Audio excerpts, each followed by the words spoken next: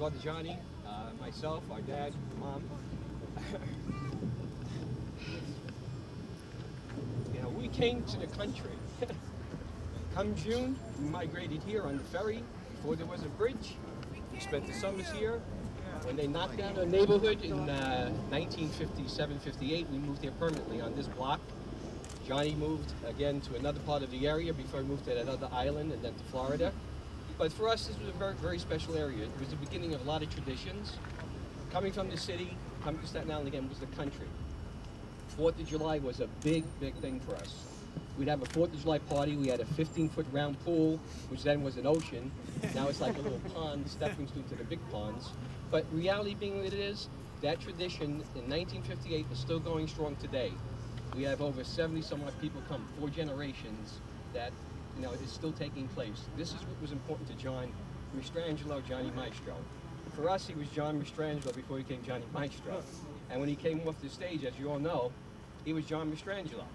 It was a thing that he loved, and I seen the first time on YouTube, his last concert.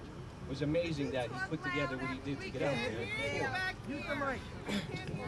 The main thing to let you know is Johnny was a person that he did his job, he loved his job, he fed off the crowd, and thank you for giving him all those years, 50 plus years. But the main thing again is tradition. Tradition for us is Christmas Eve, Italian dinners, 2 fond memories of my brother and our family and our wives, our trip to Italy where we drove through Italy for 20 days. Now, things like that are what we remember Johnny for. His songs are a given. This sign, I hope, will be something that people can buy and say, look, that guy brought me a lot of happiness. It'll be sad for me because my sister Carol, myself, my brother, we're very close. And the reality is they're gone, but again, their memory will be here. So I want to say thank you for coming. I've asked someone to do me a favor, someone that knew Johnny from the city, Education Alliance, from catacombs in the Knickerbocker villages, and knew him from the beach here. Vito, are you around? He's done a tremendous memorial for John. Nice job, Ronnie! This man did a tremendous job at the memorial and the show that he has on CTV. So, if you don't mind, I appreciate you to say something. Thank you, Ron. You know, one of the strangest things that I met John in Manhattan, and we started singing with our first group, which coincidentally was called the Crescents before the Elegants. We were the Crescents, he had the Crests. This was in the very, very early stages. I was only 14 years old. He was a couple of months older than me, and he in turn was just turning 15. He told me his family was out here, and the summer bungalows were here. We're only about 1.5 miles up the street. We're from South Beach, born and raised, native islanders, as they place in the obituaries when the time comes. But I used to meet him over here. We used to meet here because he felt uncomfortable walking from here to the neighborhood over there. And on South Beach on the boardwalk, we would be about anywhere from 150 to 200 kids every night of the summer. So he felt a little uncomfortable walking there alone. So I had to meet him here and walk him into the neighborhood, into the Italian neighborhood, okay? So where else would a Mastrangelo be? I don't know how you wound up in Midland Beach, but you're on Staten Island. That's good enough for us. The one thing that I remember he said, and this was a very strange situation, but we were talking one day, and he said, and Bobby Darin also, family had a summer bungalow in South Beach. Used to come from the Bronx.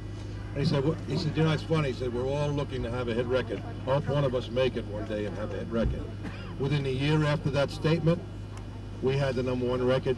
Johnny had 16 Candles, and Bobby Darin had Splish Splash.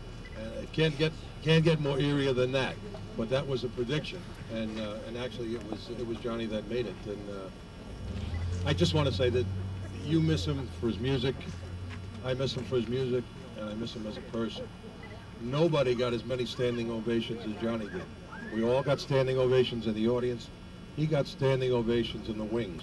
He got standing ovations from his peers. That is the greatest compliment in the world. Johnny, God bless you.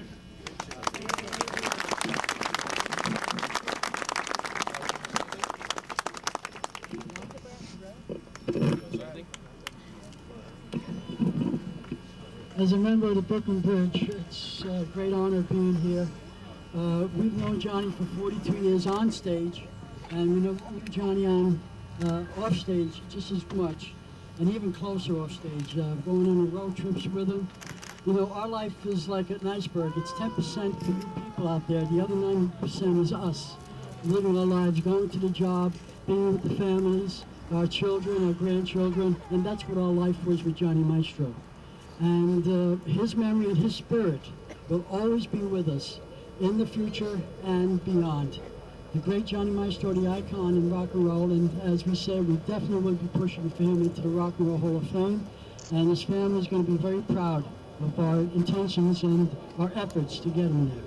So for the future, Johnny will be with us in our hearts forever. Thank you very much. Just one more quick thing. I want to take time to say thank you for the people that are on the Team Maestro for the Hall of Fame. Carl, thank you for bugging Jim's office. I'm sure they're happy they won't be hearing from you now every 15 minutes. But Carl Mamo is a very instrumental and led the, he was the point person in getting this thing done. And he's been by here, I think, last night about 10 times to make sure we're still here, right? Absolutely. So let's hope the sign stays up. No one fans come and take it. But again, appreciate all you coming. Again, his music speaks for himself. But believe me, he was a better person. Thank you. Good job.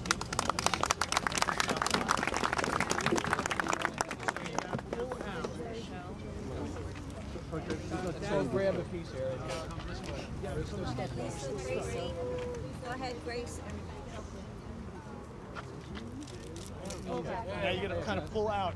Come on over here. We're all kind of grab a piece. Not three. Ready? 1, 2, 3.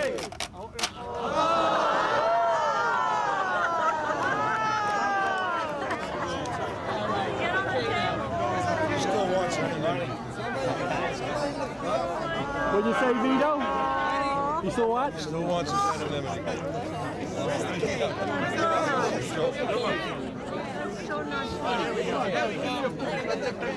Oh, you got plenty of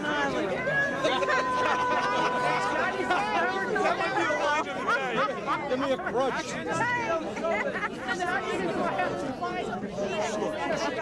We need someone now falling off the table.